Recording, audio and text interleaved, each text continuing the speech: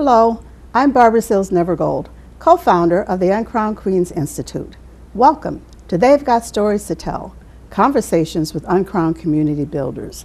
This program brings you the inspiring and sometimes little-known stories of the women and men who have made or are making a difference in our community through their contributions and accomplishments in the arts, business, healthcare, education, politics, media, advocacy, and so much more. Each week, we have the pleasure of talking to another woman of accomplishment and contribution. Accomplishment because of all that she has done in thought, word, and deed, and contribution because of all she's given back to her community. An uncrowned queen because of our failure to properly recognize, celebrate, and commend these sisters for a life that exemplifies the unspoken gifts they represent.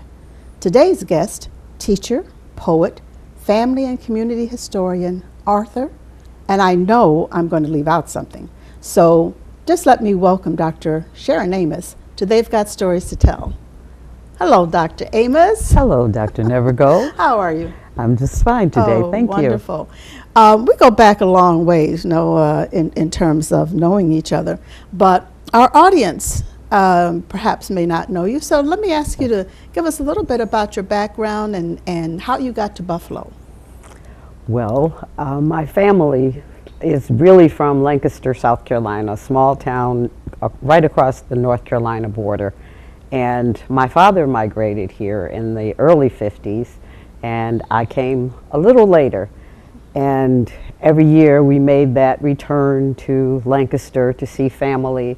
And eventually one of my great aunts moved here, but we were just a small group of Richardsons because none of my other family members actually moved here.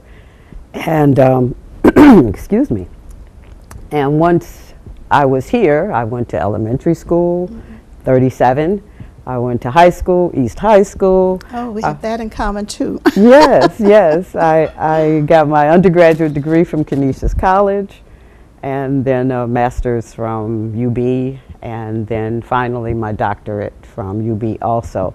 And my work has been as an adult educator, and I worked at the Educational Opportunity Center, and I have, yes, become a Buffalonian, even though my folks always say, when are you coming back home? I know. Well, we also have in common the fact that we both worked at the EOC around the same time. As you said, you're an adult educator, English background. Yes. But you also, are an author, as I mentioned in the introduction, and a poet. Yes. Right? And so one of the pleasures that I had in interacting with you over the years is to ask you to be part of women who were writing letters to the new First Lady, Mrs. Obama, in 2009 when the Obamas came into the White House and into the, the political leadership in this country, something that all of us as people of color were astounded to see because we didn't think we would ever see that in our lifetimes. And we were fortunate to have experienced that. Yes. And I did bring the book, Go Tell Michelle, African American Women Write to the New First Lady. And I just wondered if you would share, with our viewing audience, a piece of the letter that you wrote to Mrs. Obama. Give them an idea of your poetic genius. I certainly will. And I ended my little essay with this poem in a description really of Michelle Obama that I think most of us were just overwhelmed because she was such not only well-spoken, but she was, attractive. She was everything that we wanted in a first lady. So here goes. Statuesque, exemplifying respect, honesty, and discretion, self-defined, exuding knowledge and determination, self-assured, valuing the path and the journey, blessed, woman, daughter, wife, mother, the First Lady. Thank you. One of the things that, and Peggy Brooks Bertram was the co-editor of this volume, but one of the fun things that we did over the period of time that we were sharing this book and promoting it was with the authors and having book signings in various parts of the country, because over 100 women throughout this nation contributed letters to this volume. And so this is my personal volume that I asked you to autograph, which you did. I wasn't sure which you had, so I brought it today. Yes. So you could. But you have written other volumes of poetry. And, I wonder, I'm not asking you to recite anything, but just tell us a little bit about, what inspires you in terms of your poetry. Well, what inspires me? Well, I think almost everything inspires me, in terms of my family inspires me, nature inspires me, the conditions of the world inspire me, and I have self-published several chapbooks, and I think the last one was really religious based. And so for that publication, I tried to look at, ways that religion had impacted my life, and views about certain scriptural texts that, that I had engaged in for some reason or another. But I have tried to write poems about all of my close family members. One of my most read poems is about my father and him migrating to Buffalo. And I wrote a piece for my great aunt for her 88th birthday, and she had never had a birthday party, so I was really excited to share something about her life in a poem and give that to her. So I think most things, on a daily basis inspire me. And I used to just write little lines on pieces of paper, and now I'm speaking them into my phone. That's the new technology. Yes. Well, yes. do you, I know that you've taught creative writing. Yes. And so are you still in some way engaged in teaching creative writing or teaching poetic writing? Actually, no. It seems like I've shifted from, from that aspect of writing to this history. And I just seemed lately, probably in the last, since I've retired, become more engaged in historical writing, and which doesn't exclude the creativity, but just engages it in different ways now. Okay. Yes. Well, we're going to take a break in a short minute. When we come back, we're going to talk about that, because I do want to talk about your dissertation and what that theme was and how you got to that, as well as the mutual interest and passion, actually, that we have for historical writing. So please stay tuned. I'm talking to Dr. Sharon Amos, and we'll be back in just a few minutes. Save a place for me, save a space for me in your heart, in your heart. Every year, the United Negro College Fund helps thousands of students go to college. But for everyone we help, there's one we can't. Please support the United Negro College Fund. A mind is a terrible thing to waste. Hello, welcome back to They've Got Stories to Tell. In case you're just joining us, today's guest is Dr. Sharon Amos, and we've been talking about her career and she's retired, of course, but she still has a career. She's just changed venues a bit. But we've been talking about her writing and her poetry, and coming back, I wanted to ask you just to come back a minute to your dissertation, because I recall you looking at the migration patterns, perhaps, of blacks to Buffalo from the South, And it was a very interesting piece. I think I helped contribute a little bit to it, or the Uncrowned Queens did. Yes. So could you tell us a little bit about your dissertation and what brought you to that topic? Well, yes. My topic was involved with African American women and their migration to the North, and specifically ways that the women's migration differed from African American men's migration. And as a part of my dissertation, I interviewed 5 women who had in fact migrated from one of the southern states to Buffalo. And I did use the Uncrowned Women's site to see how many of those women had been born in the South and moved to Buffalo specifically. And so there were, and I can't recall the number, but the majority of those women had in fact also lived in the South, been born in the South, and migrated north.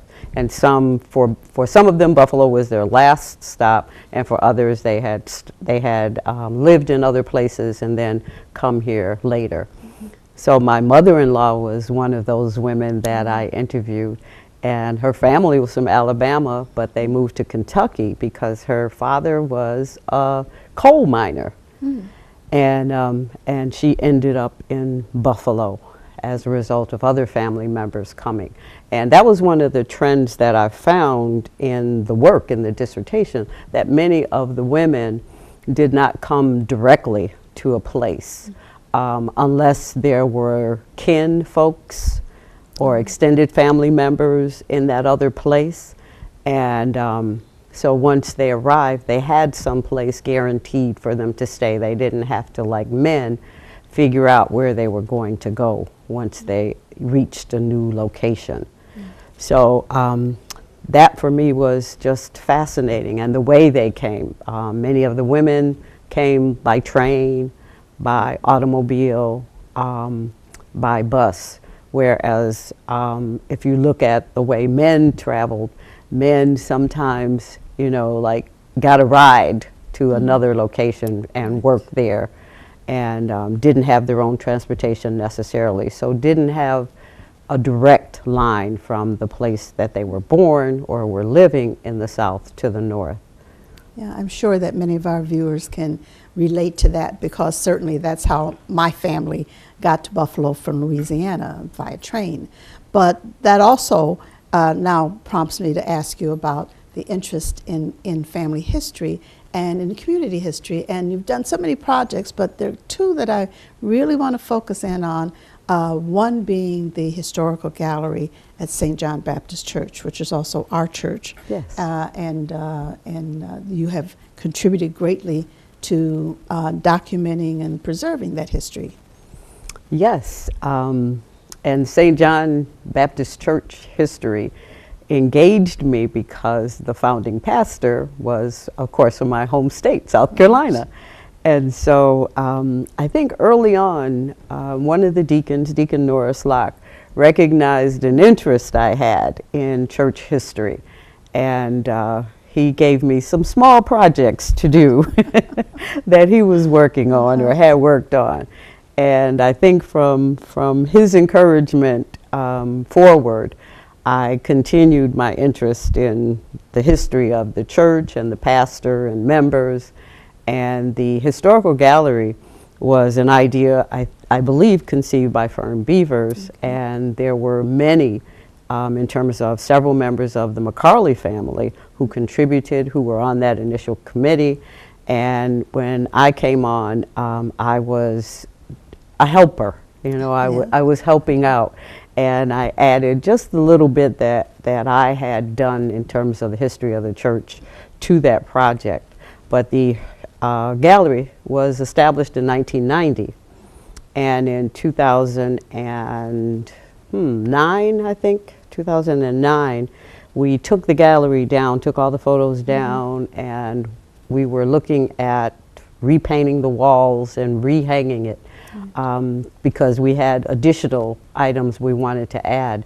So that was quite a process. Yes, I remember, and we should say that the gallery is on the second floor Yes. of the church, and it goes all around the second floor. And some of those early photos were contributed by my father. Yes, Yeah, yes. He was certainly a key photographer of the church as well as a minister on the staff. And there are quite a few pictures, even though he was the photographer, that include him.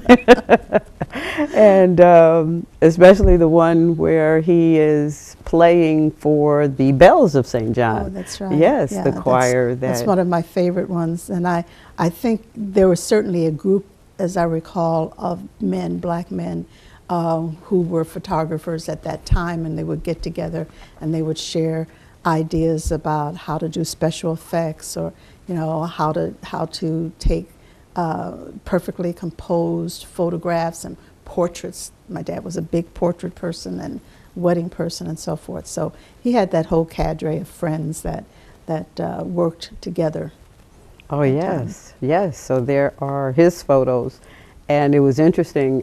Frank Merriweather Jr. He came up to the gallery and he visited, and it was interesting because he could walk around and say, "My father took this picture." I could tell.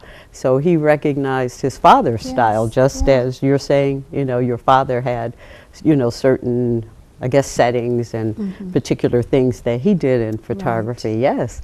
So it's a wonderful. I think it's a wonderful story.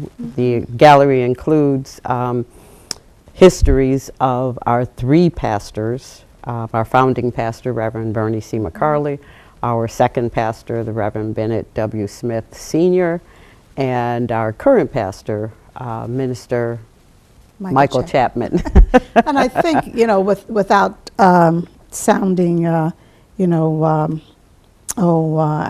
know how the word to use, but I think that St. John probably set the model, in a sense, for this kind of resurrection or preservation of the church's history.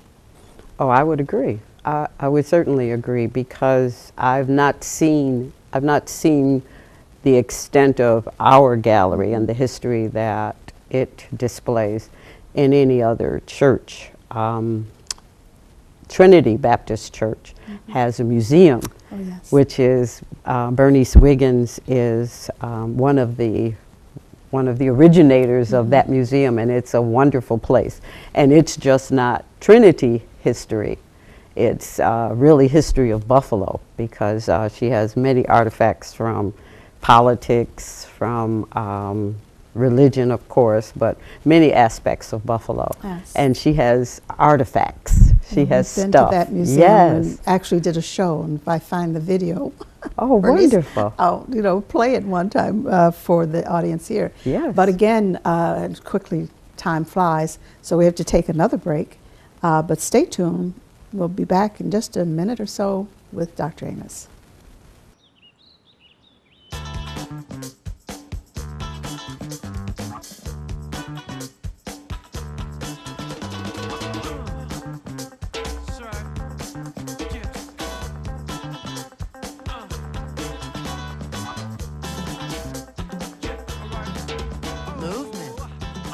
Weight loss, it's one of the many ways to fight osteoarthritis pain. For more information on managing pain, go to fightarthritispain. Hello, and welcome back to They've Got Stories to Tell, Conversations with Uncrowned Community Builders. If you're just joining us, I'm Barbara Sills Nevergold, your host, and my guest today is Dr. Sharon Richardson Amos. I'm just putting in the Richardson. But we've been talking about many of the things that you and I share in common in terms of our passion and in terms of the kinds of activities we're engaged in. And I know that one of the major activities that you're engaged in, organization that you have been the president of now for a few years, is the Buffalo Genealogical Society of the African Diaspora. And that organization, tell us about that organization, what it does, and what you're trying to accomplish. Well, the organization was founded in 1996 by Robert Davis and Sonia Walker. And both of them were, I would say, geeks, genealogy or family history geeks. And so they had started having meetings at the Westminster Library, and I used to go to those meetings. And unfortunately, we lost Robert. Robert had an unfortunate accident and died as a result of it.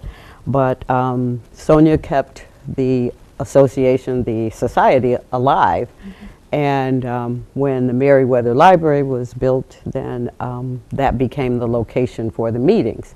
And so I have been the president for a number of years now, and we are engaged in a funeral program collection, and we probably have over 6,000 funeral programs, and they are available for use at the Frankie Meriwether Library. And they have been, first they were before microfilm, not before microfilming, but before digitization. Yes, they were copied and preserved, and additionally on microfilm. And we have them cataloged.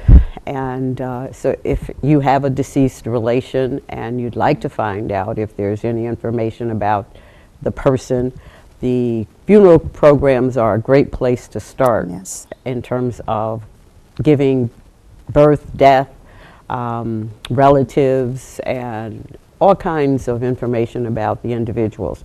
So that's been our major public project.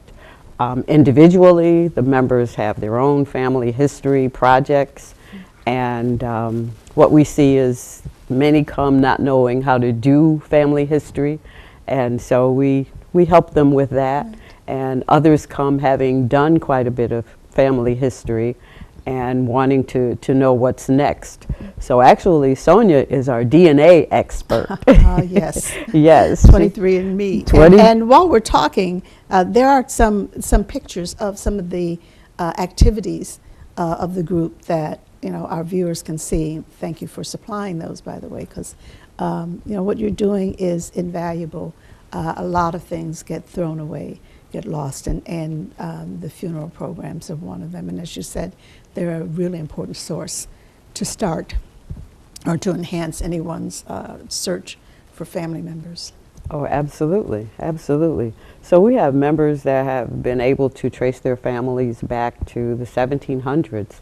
And additionally, some of our genealogy group members have been presenters at the African American Historical Association annual family dinner, family history dinner. So there's an opportunity also to present the work as well as helping with the research. But then what do you do with the research? You want to share it. Right. And so sharing is certainly a part of what we encourage our members to do. And since we're talking about our genealogy group on Saturday, March 10th, our guest will be Judy Scales Trent, and she'll be talking about her book, about her grandfather, who was a sharecropper and became a college president. And so that is really the name of the book, From Sharecropper to College President. And that will be on March 10th, and she'll be speaking starting at 11:30.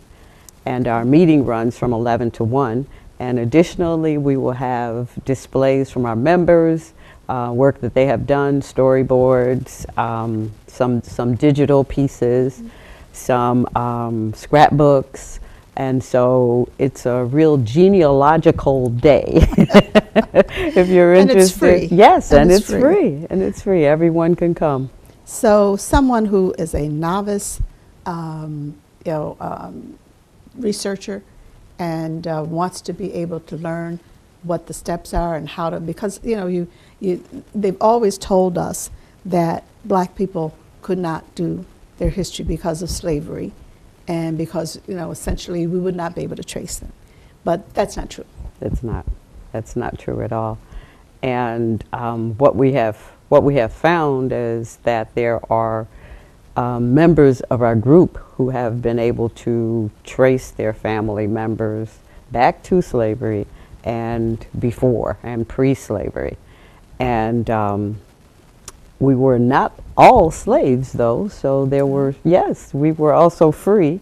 And so several of our members who had free ancestors, you know, have been able to go back and try to put together their life. Right. Yes, yes. Well, you also mentioned, interestingly enough, the DNA test, and I know I've had my DNA done, and people have asked me, you know, is it really valid? And I tell them the first person that that the DNA came back, the report, and they give you people who are likely to be matches. The first person on the list for me was my brother. The second person was a cousin who we share great-grandparents. The third person was another brother. So yes, I do believe that those tests are valid. Oh, and I'm in agreement with you. We have a family group, the descendants of Robert and Polly Richardson, and a number of the members of my family group, there were 10 children, and we have connected with 4 of those children because of DNA. So we know that we're cousins. Right, right. Yes, we were told that, but the DNA confirms it, so And yes. it expands then your ability to search again the history and to go back and find those family members who have been lost in a sense, or you know, you were not aware of earlier. Oh, absolutely, absolutely, because we were only aware of the children of 3 of our second great-grandparents. And so we have expanded. We're at 7 now, still looking for the last 3. But hopefully through DNA testing, we'll be able to connect. Them. Yes, we'll be Right. able to connect with family members of those other 3. Well, I'm sure you will, Dr. Amos. You know, our time has gone by so quickly. It's been a pleasure talking to you. We've learned a lot. I'm sure the audience has learned a lot, and I hope that you'll come back. But at this point in time, our time is really just about over. So this has been They've Got Stories to Tell, Conversations with Uncrowned Community Builders, a program of the Uncrowned Queens Institute.